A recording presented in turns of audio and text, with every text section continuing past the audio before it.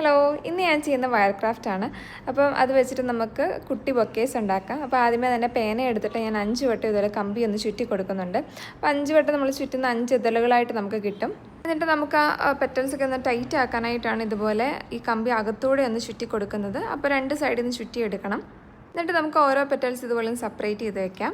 അപ്പോൾ ആദ്യം കാണിച്ചുകൊണ്ട് ഞാൻ 2 ബൊക്കെ ഉണ്ടാക്കുന്നുണ്ട്. അപ്പോൾ 8 പീസ് വെച്ചിട്ടാണ് ഞാൻ ഓരോ ബൊക്കയിലും വെക്കുന്നത്. അത് ഇതുപോലെ ഉണ്ടാക്കിയതിന് ശേഷം ഇതുപോലെ നെയിൽ പോളിഷ് ഒന്ന് അടിച്ചു കൊടുക്കുന്നുണ്ട്. അപ്പോൾ പിങ്ക് കളറും യെല്ലോ കളറുമാണ് ഞാൻ ചൂസ് ചെയ്തേക്കുന്നത്. അപ്പോൾ കാണുന്ന പോലെയല്ല, ഇത് നമ്മൾ നെയിൽ പോളിഷ് അടിച്ചെടുക്കാനായിട്ട് കുറച്ച് പ്രയാസമുണ്ട്. എനിക്കൊന്ന് ഒരു പാത്രത്തിൽ നമ്മൾ കുറച്ചെടുത്തിട്ട് ഇതുപോലെ ഡിപ്പ് ചെയ്തെടുക്കുകയാണെങ്കിൽ അതായിരിക്കും എളുപ്പം. അല്ലെങ്കിൽ ഇത് കുറച്ച് ടൈം എടുക്കും.